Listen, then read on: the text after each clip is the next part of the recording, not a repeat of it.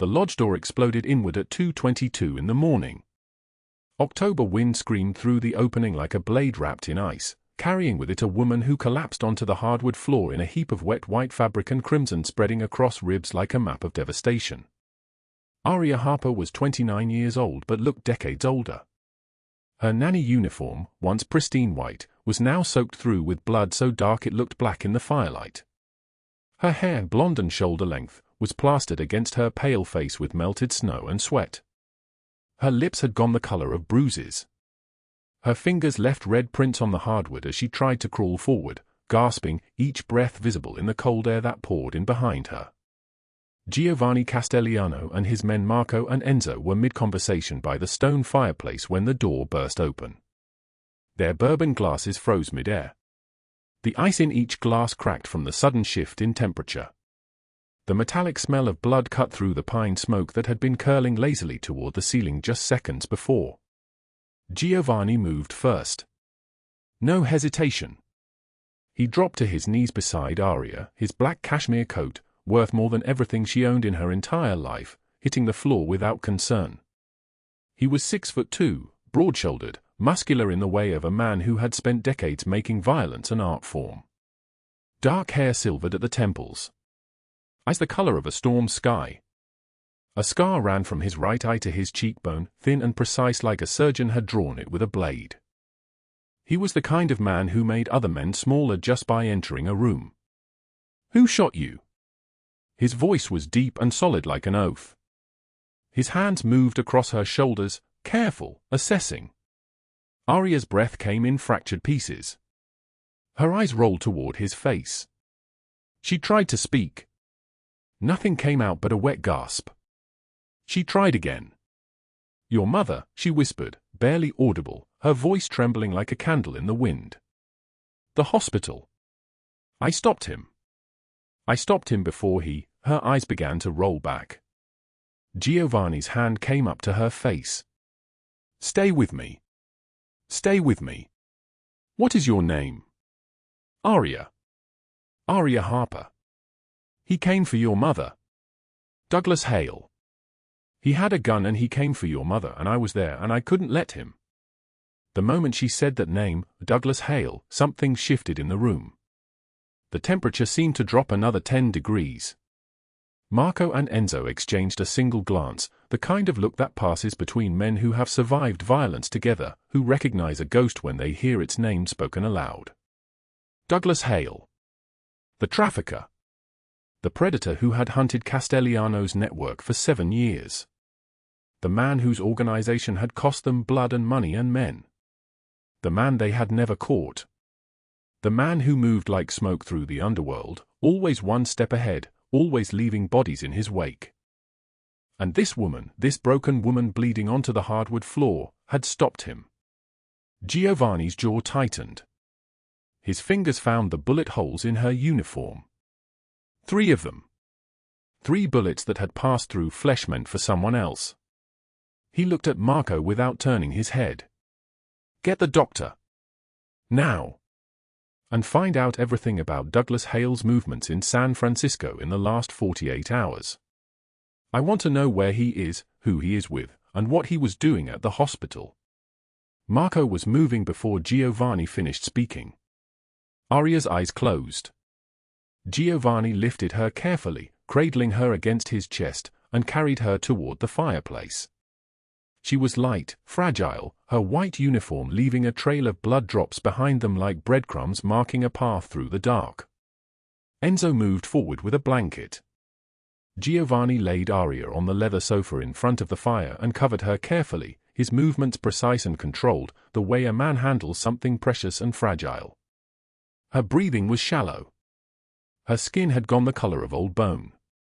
"She saved my mother," Giovanni said quietly. Just a statement. Just a fact.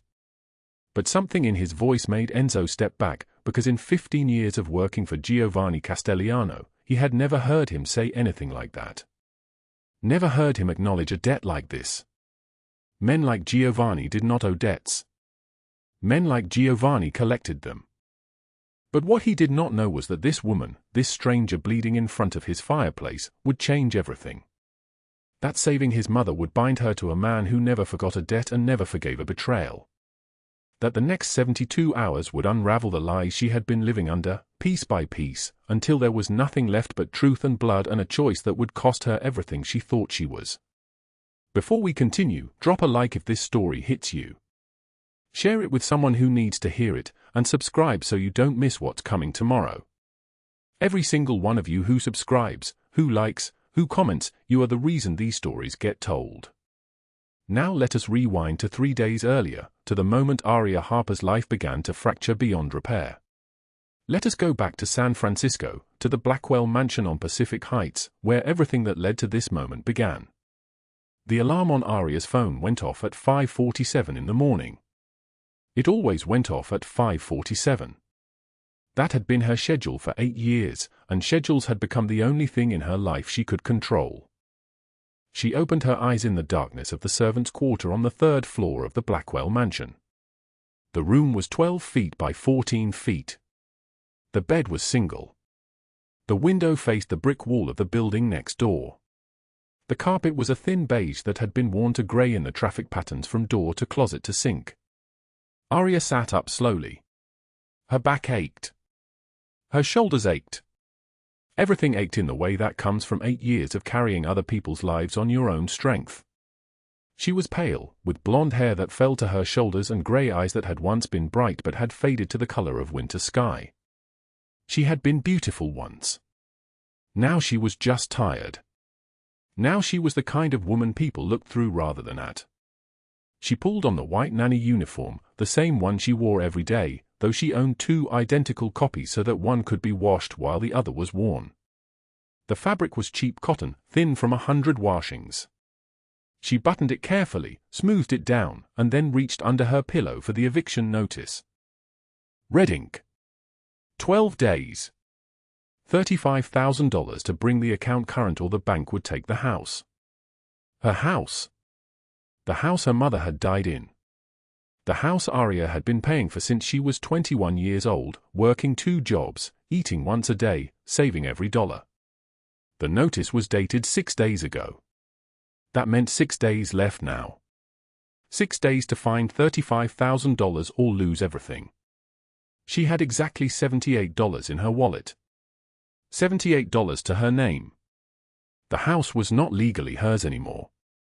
Evelyn Blackwell, the woman who employed her, had somehow, through means Aria did not fully understand and had been too frightened to question, taken a second mortgage against it. 3 years ago. When Aria's mother was still alive. When Aria had signed papers that she thought were something else entirely. That was the thing about being nobody. You signed things. You trusted people. You believed the lies they told you because you had no power to do anything else. Aria tucked the eviction notice back under her pillow and went downstairs to prepare Emma's breakfast. Emma Blackwell was 7 years old. She had dark curly hair and serious brown eyes and a way of observing the world that made Aria think Emma was far older than her years suggested. Aria had been Emma's nanny since Emma was born, and if there was one thing in this life that Aria loved absolutely and completely, it was this child. She made Emma's breakfast the way she always did, oatmeal with a small handful of blueberries that she had saved from last week, toast with a thin spread of butter, and a glass of milk. She set the plate on the kitchen table and waited for Emma to come down from upstairs. The kitchen was enormous. 10-foot ceilings. Granite countertops.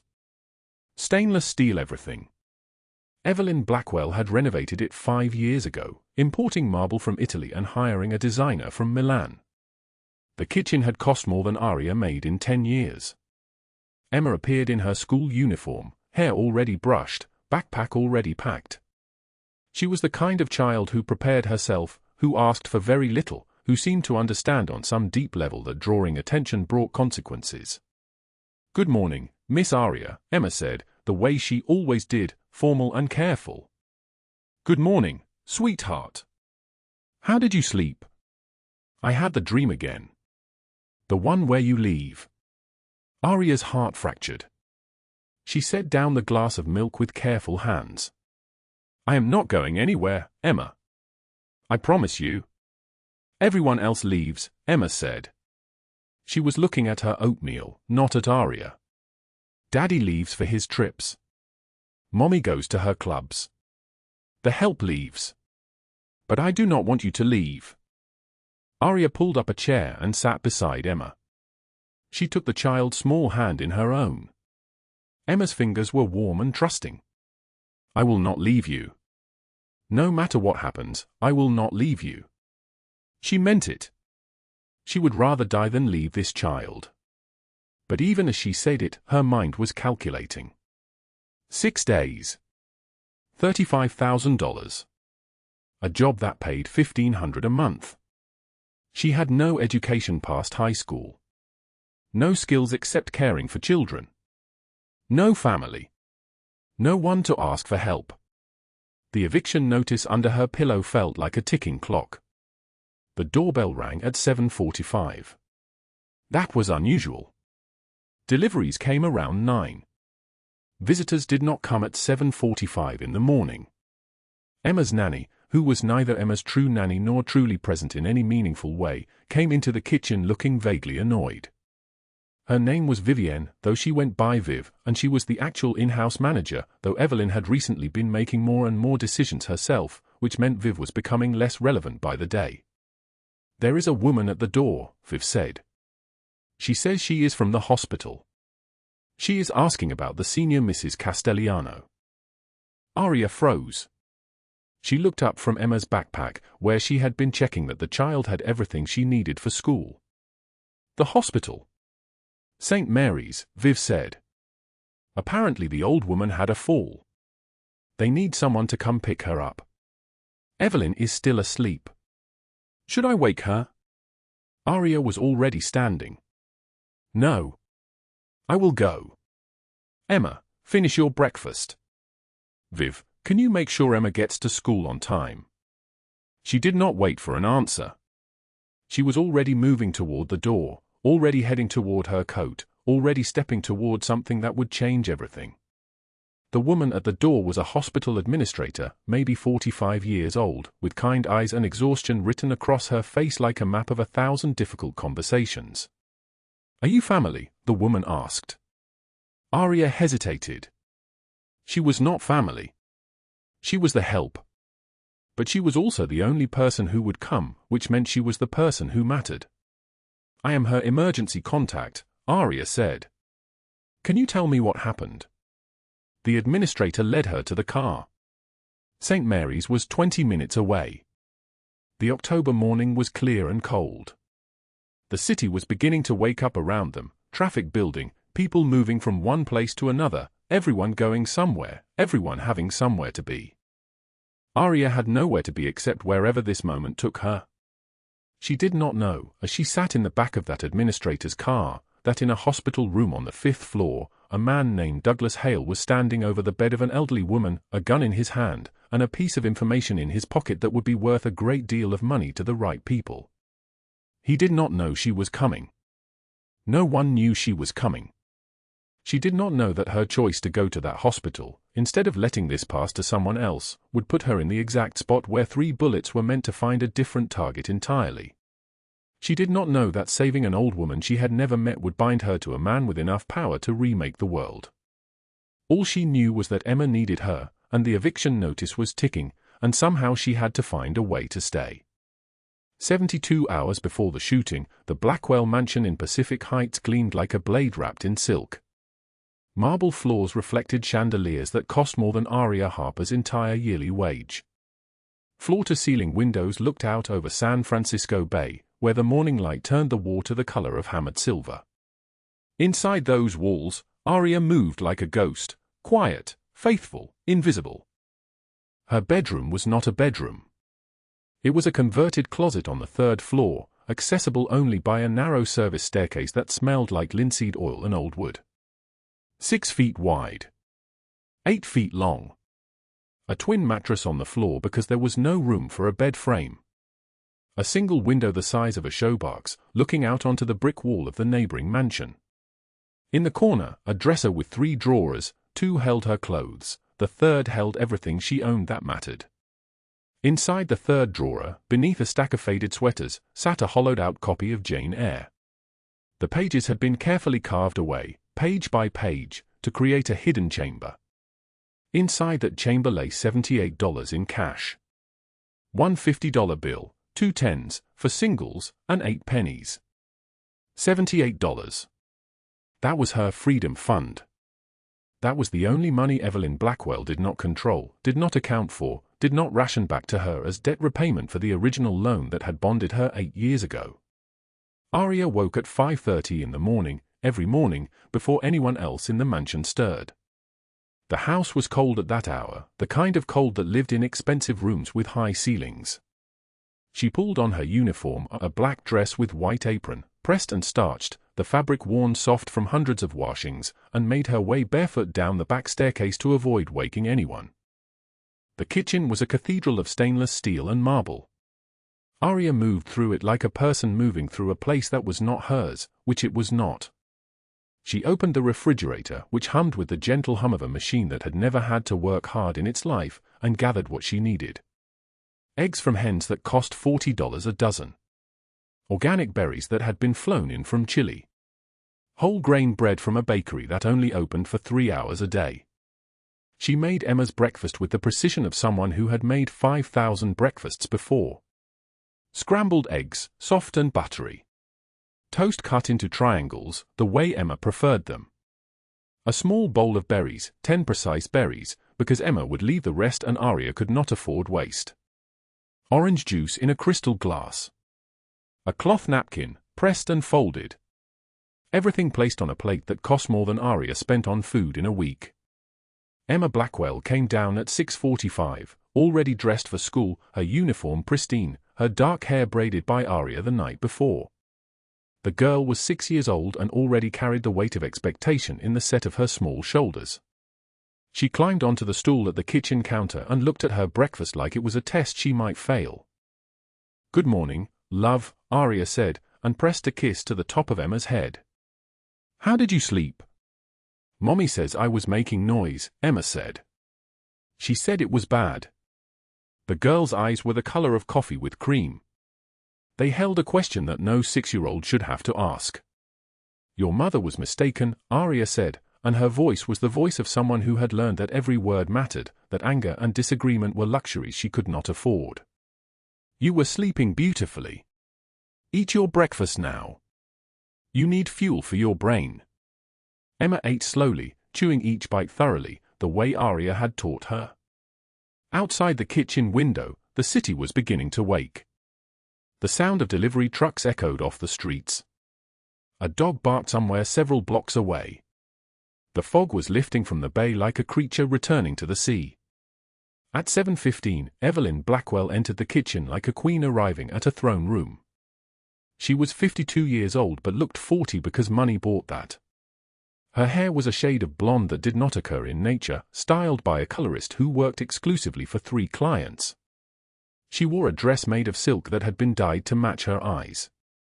Diamonds hung from her ears, her neck, her wrists, not costume jewelry, not paste, but real diamonds, each one a small declaration of permanent victory. Aria did not look up from where she stood at the sink, running water over the bowl Emma had left. "Emma's piano recital is tonight," Evelyn said. Her voice was like cut glass, sharp and deliberate, capable of drawing blood without breaking skin. 7 o'clock. The Steinway Hall. I expect her to perform without embarrassment. Do you understand what that means, Aria? It means she will not be nervous. She will not stumble. She will not be the kind of child who disappoints people. Yes, Mrs. Blackwell, Aria said. She will wear the white dress, the Chanel one, not the pink one you selected last month. The pink made her look common. Yes, Mrs. Blackwell. Emma was watching this exchange the way children watch storms, with a kind of frozen attention, trying to learn the pattern so she might survive the weather. Evelyn picked up a crystal glass of something that might have been fresh squeezed juice or might have been something more expensive and finished it in 2 swallows. She did not look at Emma. Make sure her hair is curled. Not the careless way you usually do it. Properly curled. She will perform Chopin. 8 minutes. I expect every note to be perfect. She left. The sound of her heels on the marble floor diminished as she moved toward the front of the house. A car door opened and closed. An engine started. The limousine pulled away toward whatever appointment mattered more than her 6-year-old daughter's terror. Emma was staring at her plate. A tear had fallen into her orange juice, creating a small spiral of salt. Aria knelt beside the stool, careful not to touch the girl in a way that might be seen by any security camera Evelyn had installed to monitor staff. "Listen to me," Aria whispered. "You are brilliant. You are kind. You will play that piano tonight and every person in that room will hear something beautiful because you are beautiful. Your mother's fear is not your responsibility." Emma looked at her with eyes too old for her face. "What if I mess up? Then we will go home and eat cake and it will not matter." They both knew it would matter very much. 2 nights before, in the darkness of the mansion's upper hallway, something had happened that Aria had not told anyone. Robert Blackwell, Evelyn's husband, had cornered her near the linen closet at midnight. He had been drinking something that smelled like old leather and violence. His hand had moved toward her arm, then her shoulder, then somewhere lower. Aria had stepped backward. He had followed.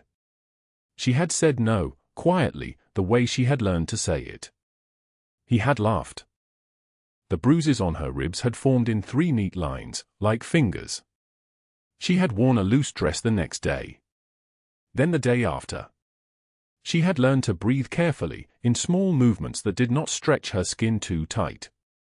She had bought a chair from a thrift store for $7 and wedged it under her bedroom door handle every night. 8 years at the Blackwell mansion. 8 years of Evelyn's casual cruelty, the way she spoke to Aria in front of guests, the deductions she made from Aria's wages for household damages and food waste, the original loan that had been $12,000 and had somehow, through careful accounting, never quite been paid off. $12,000 for the surgery that had saved her mother's life, borrowed from Evelyn Blackwell at an interest rate so complex that Aria had stopped trying to understand it. Her mother had been dead for 6 years. The debt remained. The bruises on her back, older ones, traced a map of 8 years of silence.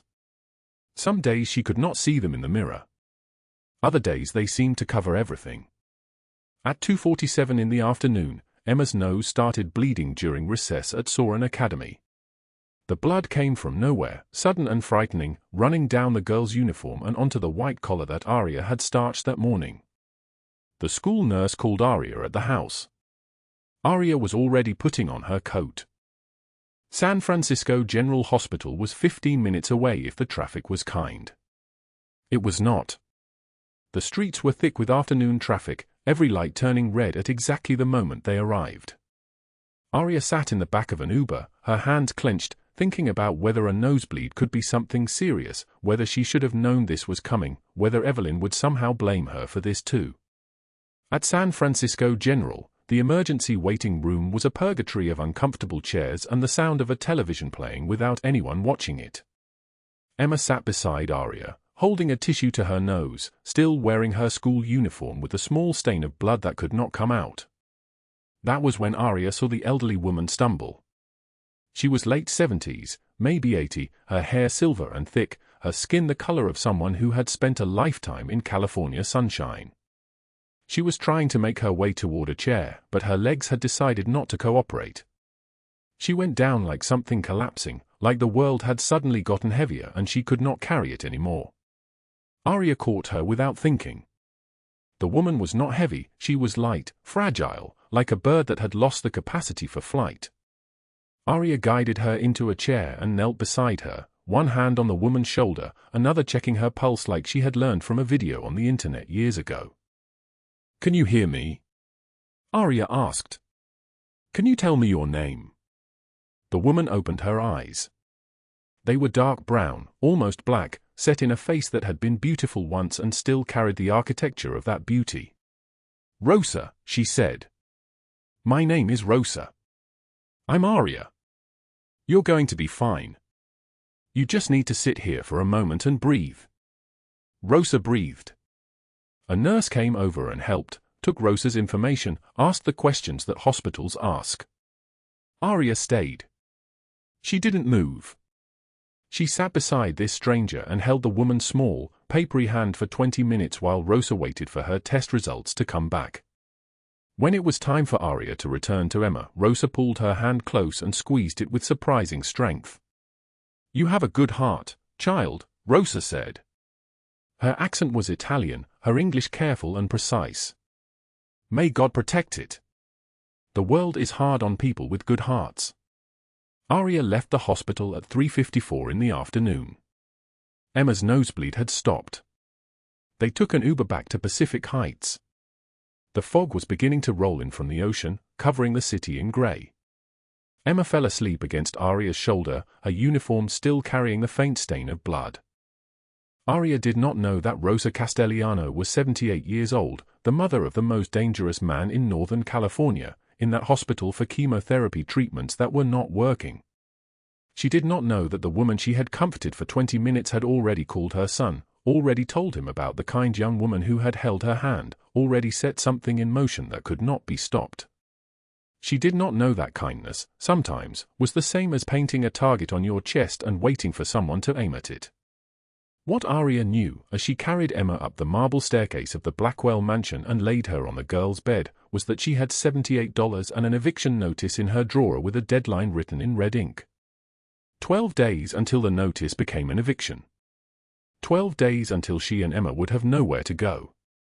She did not know that in a room on the 5th floor of St. Mary's Hospital, Rosa Castellano was telling her son about the angel who had saved her from falling. She did not know that Giovanni Castellano, who had not cried in 23 years, had felt something crack open in his chest when his mother said the girl's name. She did not know that 3 days from now, at 2:22 in the morning, 3 bullets would find her instead of his mother. She did not know that dying was not the worst thing that could happen, and that the thing worse than dying was about to begin. The parking lot of St. Mary's Hospital stretched empty under October sky, the asphalt still wet from rain that had stopped 2 hours earlier. Dead leaves skittered across the concrete like bones, pushed by a wind that cut like a blade wrapped in ice. Aria Harper stood near her car at 9:34 p.m., holding Emma's medical records in one hand, her other hand trembling as she reached for her keys. She had come back for the records because Emma's migraine medication needed refilling, and the pharmacy would close at 10. $78 in her bank account. Her rent eviction notice sitting in a drawer 12 days away from becoming real. She could not afford to miss a single shift, could not afford a single mistake, could not afford anything except the exact, precise mathematics of survival. That was when she saw Rosa Castellano again. The elderly woman was being helped toward a black sedan by a nurse in scrubs, moving slowly, one hand pressed to her chest. Rosa's face was grey with exhaustion from the chemotherapy treatments, but her eyes still held that same warmth they had held when Aria sat with her in the hospital room 3 days ago. Rosa saw Aria and smiled, raised one hand in a small wave. Aria waved back, her heart catching the way it always did when someone showed her kindness. She had learned not to expect it. Kindness was dangerous because it made you want things you could never have. Then she saw him. A man in a dark wool coat stood 30 feet away, his face half hidden by shadow and the collar of his jacket. But Aria had seen that face before.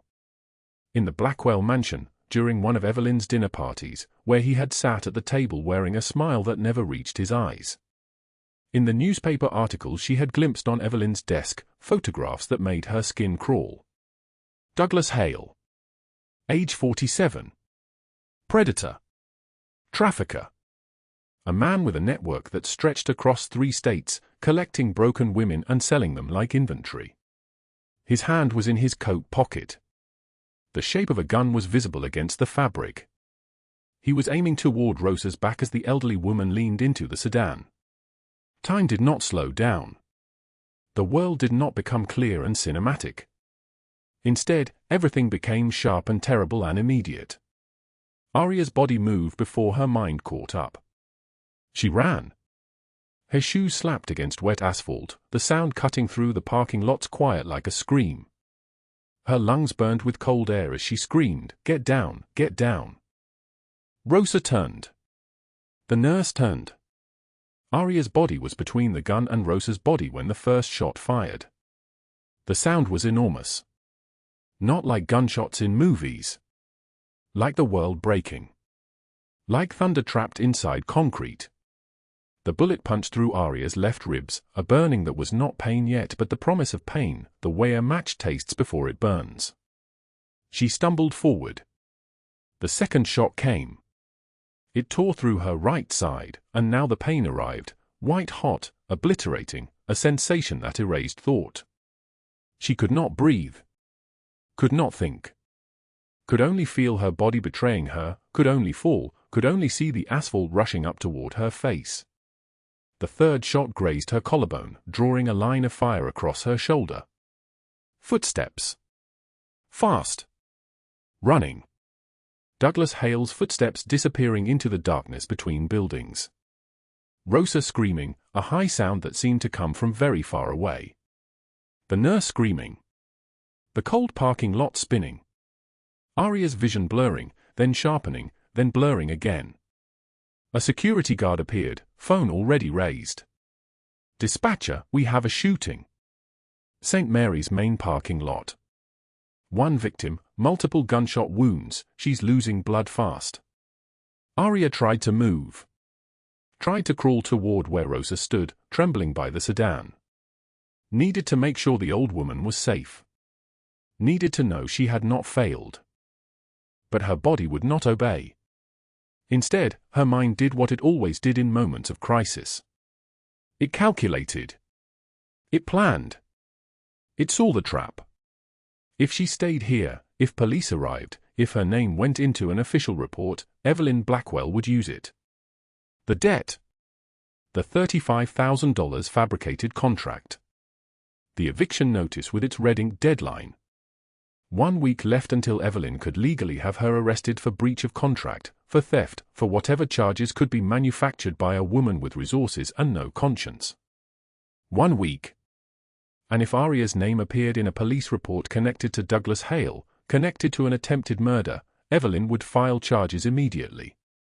Would claim Arya had stolen from her. Would bury her before she could speak a single word. The security guard knelt beside her.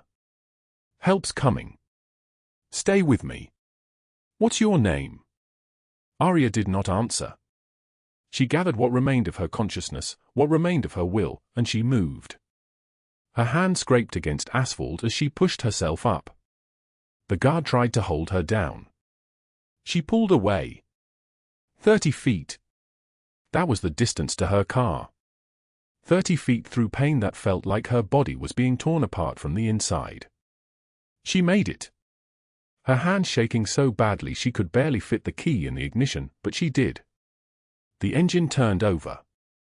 The wheel spun. Behind her, Rosa was calling out in Italian, her voice desperate and afraid. Arya drove.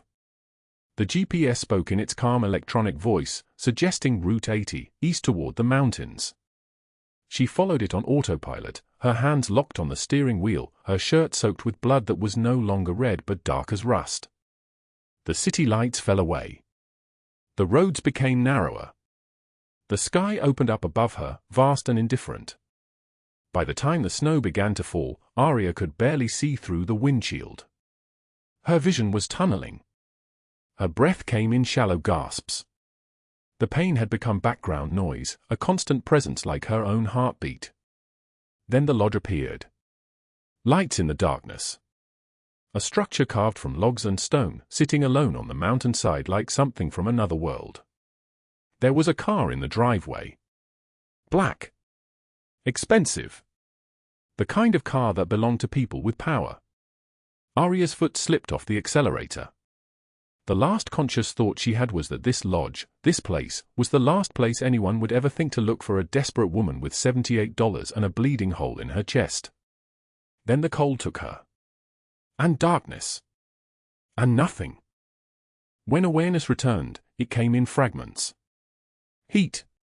A fireplace burning somewhere nearby, the smell of burning wood mixing with something medicinal. Pain. Specific now.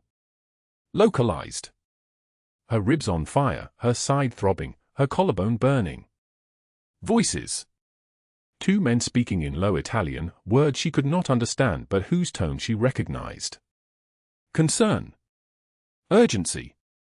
Authority. Hands. Gentle but firm, moving across her body, checking bandages that smelled like antiseptic and blood. The smell of her own sweat. Her own fear. She opened her eyes at 6:13 in the morning. The room was immense. Log walls stretched upward to cathedral ceilings. A stone fireplace dominated one wall, flames dancing behind glass doors, casting golden light across everything. She lay in a bed that was too large, covered with quilts that cost more than her annual salary. Her white uniform was gone, replaced by bandages wrapped around her torso. And in a chair beside the bed sat a man. He was tall, maybe 6'2", with broad shoulders that filled the expensive charcoal suit he wore despite the early hour. His hair was dark, shot through with silver at the temples, combed back from a face that was all angles and sharp planes. His eyes were storm grey and utterly unreadable, fixed on her with an intensity that made her want to look away but somehow prevented her from doing so. A scar ran from his left eye to his cheekbone. His hands were large, scarred themselves, one of them resting on his knee where a gold watch caught the firelight. Giovanni Castelliano had not slept. He had spent the night sitting in that chair, watching her the way a man might watch something precious that could shatter at any moment. "You are awake," he said. His voice was deep and solid like an oath, accented faintly with Italian, the kind of voice that made men obey without thinking about why. Aria tried to sit up. Pain exploded across her ribs. "Lie still," he said. "You lost a lot of blood." She looked down at her bandaged body. Reality crashed back. The parking lot. The gun. The running. "Rosa. Your mother. Is she safe?" He held up a hand. "My mother is safe. Because of you." Something in his voice when he said those words. Something that made Aria understand that she had not simply helped an elderly woman in a parking lot. That she had somehow stepped into a current of something much larger than herself. "I didn't know she was your..." Aria's voice came out as a whisper. "I just saw someone who needed help." Giovanni leaned forward. "Why did you run from the hospital?" She looked away. Out the window where snow was still falling, beautiful and relentless. "It's complicated," she said. "Uncomplicate it." And so she did. She told him about the Blackwell family. About Evelyn Blackwell, 54 years old, married to Richard Blackwell, a tech mogul who barely came home. About the debt, $35,000 she supposedly owed for 8 years of room and board, a contract Aria had signed at 21 when she was desperate and alone. $35,000, she repeated, her voice hollow. $35,000 I will never have. $35,000 that keeps me chained to that house. She told him about Emma, 6 years old, with wide brown eyes and a way of drawing pictures that broke your heart. About how Emma called her favorite person, how Emma did not know that her mother barely looked at her, how Emma's father came to Aria's small room in the basement sometimes when he drank too much. When she said that last part, something moved in Giovanni's face. Nothing dramatic. Just a tightening around his eyes. But it was enough to tell her that he understood what she was not saying. "The scars on your back," he said quietly.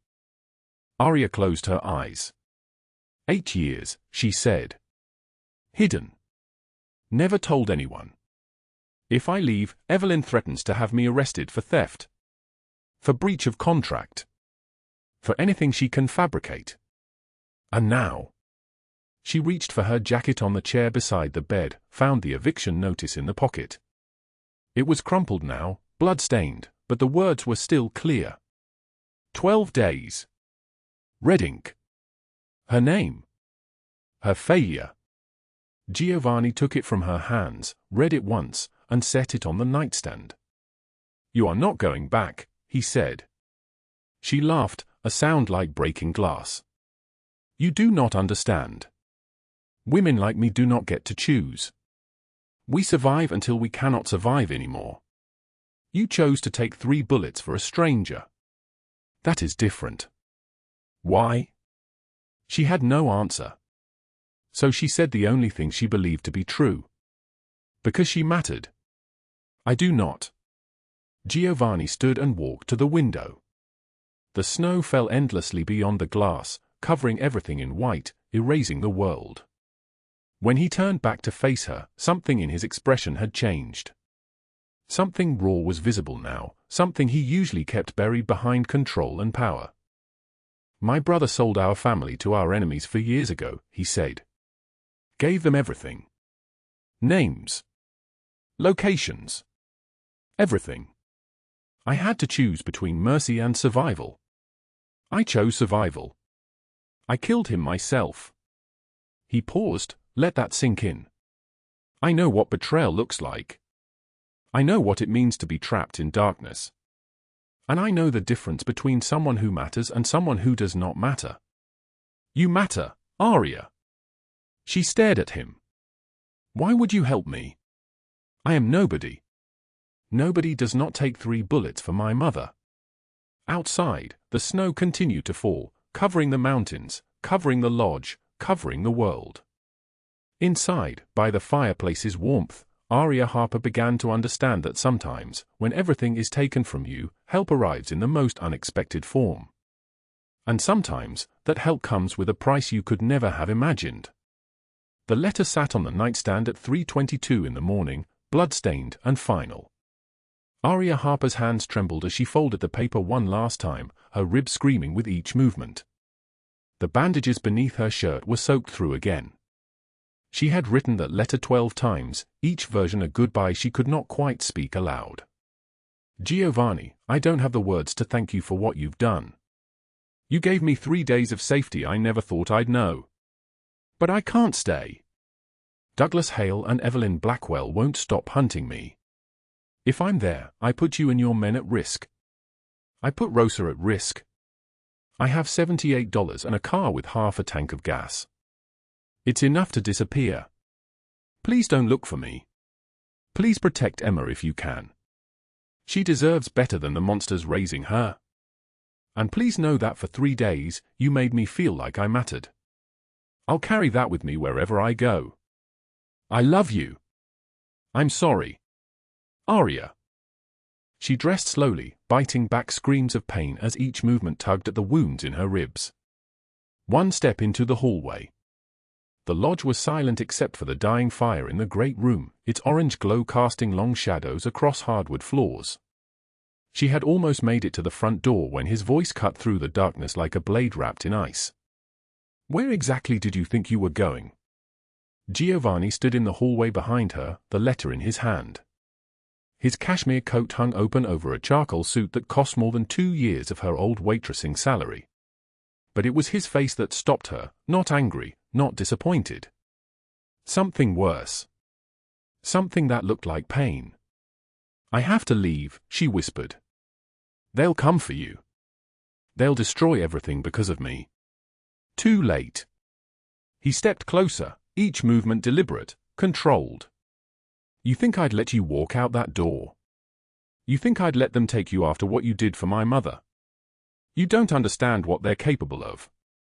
The front door exploded inward. Marco rushed through, phone pressed to his ear, his face carved from stone.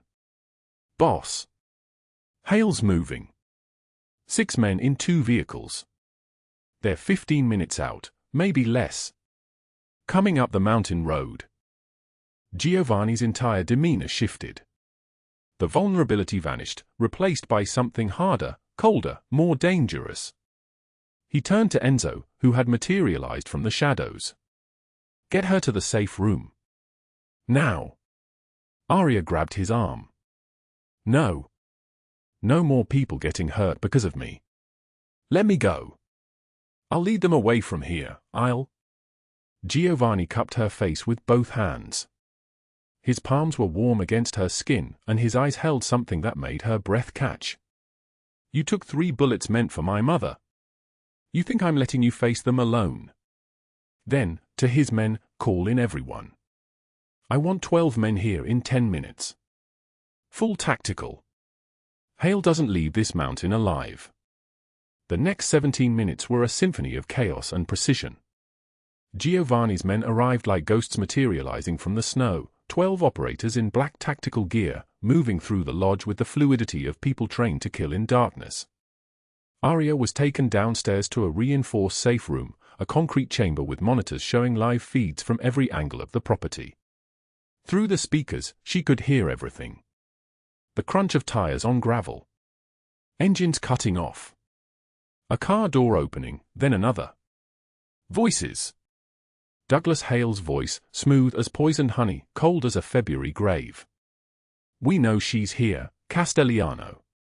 Send her out and we'll leave quietly." Giovanni's response was soft enough that she almost missed it.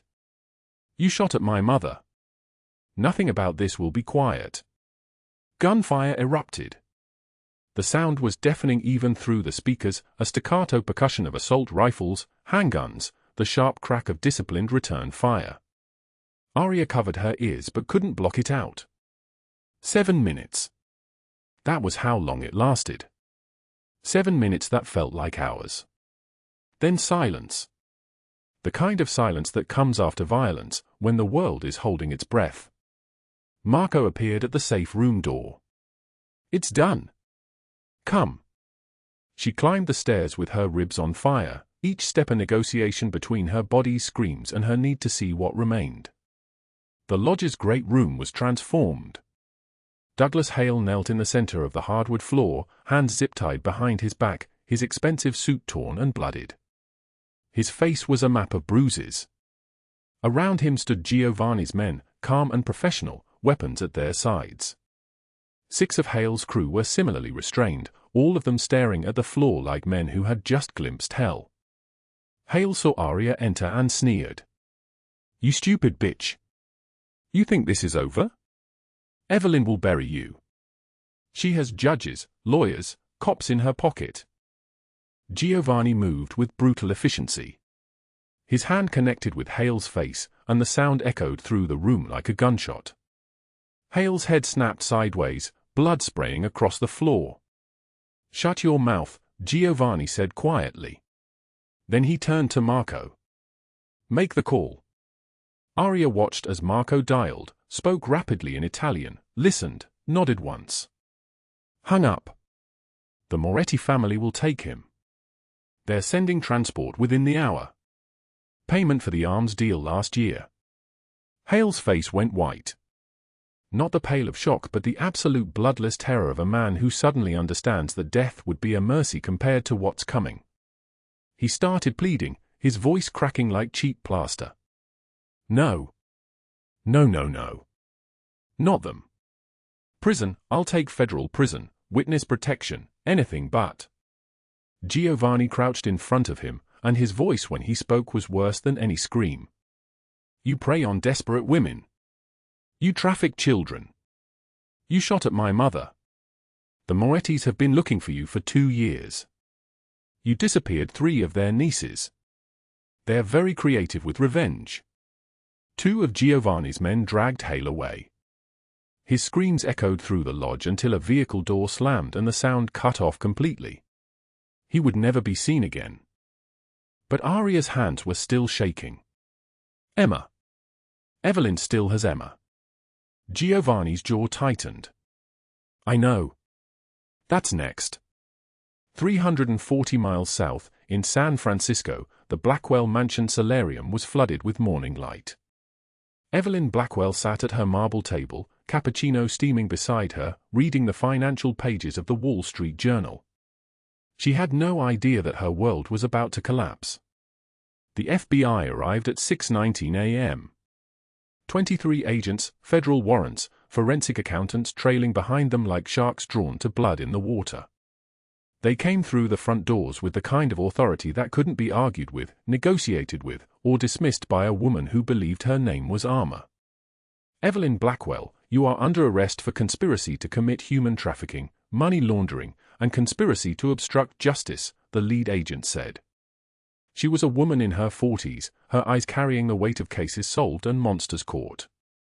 Evelyn's cappuccino cup fell from her hand. It shattered against Italian tile, spreading brown liquid across white marble like blood through water. Do you know who I am? I have lawyers. I have connections. My husband is. Your husband is being arrested at his office downtown, the agent said, not unkindly. We have 18 months of financial records showing every dollar you laundered through your nonprofit. We have testimony from 17 of Douglas Hale's victims. We have a forensic accountant who traced every shell corporation, every overseas account. You're going to federal prison for 40 years. Minimum. Evelyn's face crumbled, but it wasn't tears. It was rage. Pure, crystalline rage. She spat at the agent, screamed obscenities, had to be physically carried to the patrol car. Neighbors filmed everything from their gates. By noon, it was on every news channel. Richard Blackwell's tech company stock plummeted 91% in 4 hours. His empire didn't collapse. It atomized. But the priority was Emma.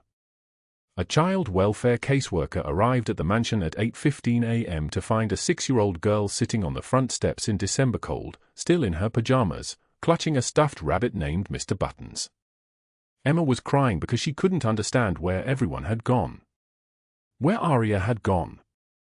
Where's Aria? I want Aria, Emma kept repeating. Aria said she'd help me with my colors. Why did she leave? The caseworker tried to comfort her, but Emma was inconsolable. She had learned early that people who kept you safe usually left. But Aria was different. Aria had stayed when the nightmares came. Aria had braided her hair and sung to her and made her feel like maybe, just maybe, she was worth something. Back at the lodge, Giovanni sat in the study with Aria. Through encrypted message, Marco sent word. Package secure. Child safe. Transferred to temporary custody pending court order. Ready for transfer to approved guardian as specified. Giovanni showed her the message. Aria read it once, then again, then a third time. Her hands were shaking so badly that the phone nearly fell. For the first time in 8 years, she wept, not from pain, but from something breaking open inside her that had been locked away since she was 19 years old and believed she deserved every terrible thing that had ever happened to her. Giovanni didn't try to comfort her with words. He simply sat beside her while she cried, his presence a wall between her and the darkness. Outside, snow continued to fall on the mountains, covering everything in white, erasing the world. Inside, by the fireplace's warmth, Aria Harper began to understand something that she had never believed before. Sometimes when everything is taken from you, when you've given away your last dollar and your last hope and your last belief in mercy, help arrives anyway. And sometimes, that help comes with a name. A voice. Hands that hold you while you break. Sometimes it comes from a man who builds empires but chooses, in the end, to save one woman. Family is not always bound by blood but by those who choose to stay when the storm arrives. Emma's small hand tightened around Aria's fingers as they walked into the visitation facility. The girl wore a blue dress, her dark hair freshly braided, her eyes red from 2 weeks of crying. The caseworker, Mrs. Chen, a woman in her 50s with kind eyes behind wire-rimmed glasses, held the door open. The smell of antiseptic and institutional carpet filled the hallway, a smell Aria had come to associate with loss. Emma didn't run. She stood frozen, as if she couldn't quite believe what her eyes were seeing. Then, like a dam breaking, she moved. She crashed into Aria's arms with a force that made Aria's healing ribs scream, but she didn't care. Pain was nothing compared to this. Emma sobbed against her chest, her small body shaking. You came back. You came back. They said you left but I knew you'd come back. Aria stroked her hair, breathing in the familiar scent of the lavender shampoo they used to share in that cramped bathroom. I'm here. I'm not leaving. Never again. I promise you, Emma. Never again. Mrs. Chen stepped back, giving them space. Her eyes glistened. She would tell Aria later that Emma hadn't spoken a word to anyone else in 14 days.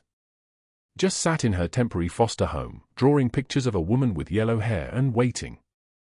Over the next week, Giovanni moved through the machinery of the legal system with the same calculated precision he used to dismantle his enemies.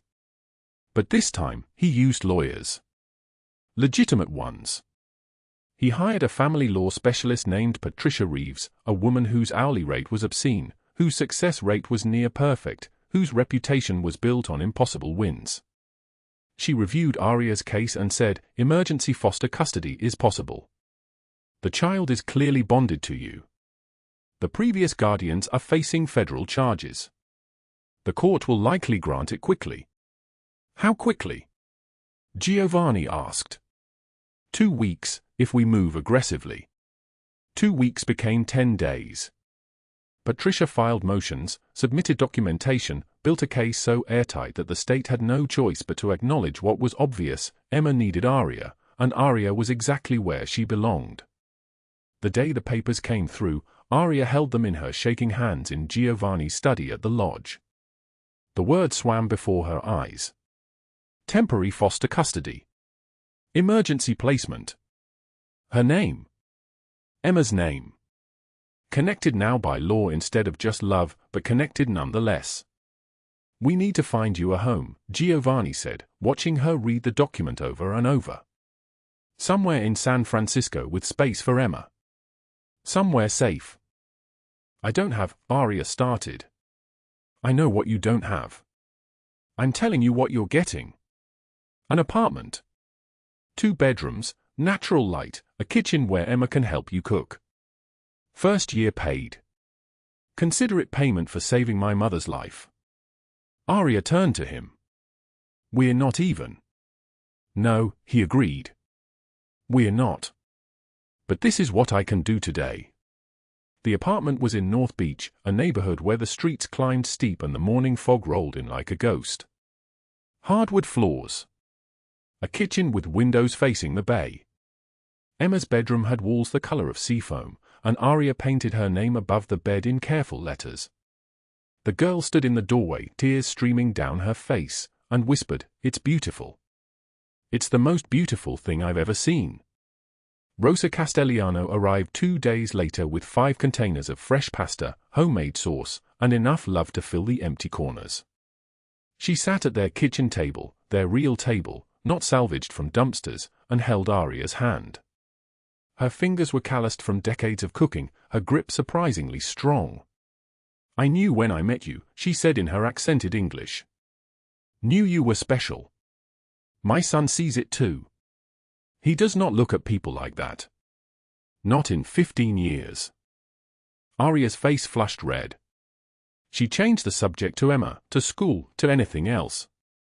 But that night, after Emma had fallen asleep in her own bedroom in her own home, Giovanni arrived at the apartment carrying takeout from a restaurant where the cheapest entrée cost more than Aria used to spend on groceries for a month. They sat on the small balcony. Below them, San Francisco stretched out in a tapestry of lights, the Golden Gate Bridge red and glowing, the bay water reflecting the city like a mirror made of stars. The November air was cold, biting, but they didn't move inside. "What do you need?" Giovanni asked. "You've already given me everything. I mean long term. Custody will be a fight. The Blackwell family has money and lawyers. They might contest. You need stability, documentation, proof you can provide for her. A future that looks solid on paper." Aria's smile faded. She thought of the $78 she'd had in her pocket 8 weeks ago. Thought of the eviction notice. Thought of all the calculations she'd done in the dark, trying to make nothing into something. "I have nothing," she said quietly. "You have 8 hours of bullets through your chest.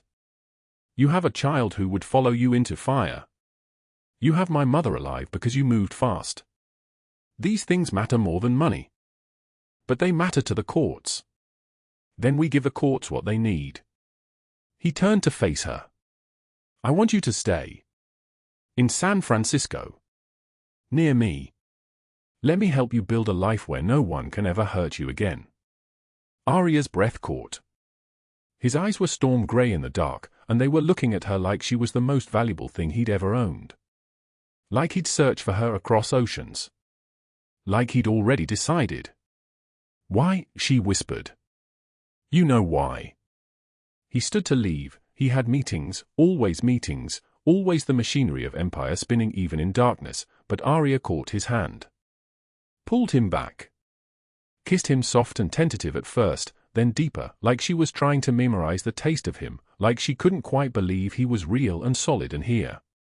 When they broke apart, she whispered, I wrote you a letter. You never responded. I responded. I found you before you could leave. Is that going to be your pattern? Always finding me when I try to run. If necessary. His thumb traced circles on the back of her hand. Yes. She laughed through sudden tears. I'm a mess. I have scars and trauma and a 6-year-old who needs therapy and stability, and I don't even know what I'm doing half the time. Neither do I. I have blood on my hands and enemies in 3 countries and a family business built on violence. But I'm here. We're both here. We figure out the rest together. 6 months passed in a blur of normalcy that Arya had never experienced. Emma started school, real school, with a uniform and a backpack and friends. Arya got a job at a bookstore in the Mission District, shelving novels and recommending stories to customers, her voice steady and sure. Giovanni paid for Emma's therapist, a woman named Dr. Patel who specialized in childhood trauma. Slowly, Emma's nightmares decreased. Her laughter returned. She drew pictures of happy things instead of sad ones. The custody hearing happened on a Tuesday in May. Arya wore a borrowed suit, navy blue, too formal for her body but necessary for the courtroom. She sat at the plaintiff's table with Patricia Reeves beside her, hands folded so tight her knuckles turned white. The Blackwell extended family had hired expensive lawyers to contest her guardianship. A cousin she'd never met claimed Emma should go to him, claimed Arya was an unsuitable guardian, claimed that her background made her a liability. Giovanni sat in the gallery. Marco and Enzo flanked him, their expensive suits and scarred hands making the lawyers nervous. Rosa sat beside her son, her rosary in her lap, praying in Italian under her breath. When Arya took the stand, the opposing counsel approached like a predator. His name was Richard Whitmore, and he'd spent 40 years tearing apart people poorer than him in family court. He smiled like a shark. Miss Harper, you have no degree, no substantial income, no family support. You lived in a closet for 8 years. You have a criminal record for trespassing and vagrancy. What makes you think you're qualified to raise a child? Patricia stood to object, but Arya held up her hand. Her voice came out steady, calm, like she'd been practicing this her whole life. Maybe she had. I loved her when no one else did. I was there for every nightmare, every scraped knee, every moment her parents ignored her or made her feel invisible. I don't have a degree or substantial income or a family name. But I have an apartment with her name on the bedroom door. I have a job where I put food on our table. I have people who chose to fight for me when the world tried to erase me. That's what I'm teaching her, that real family isn't always blood. It's people who stay. The courtroom was silent. Even the court reporter seemed to have stopped breathing.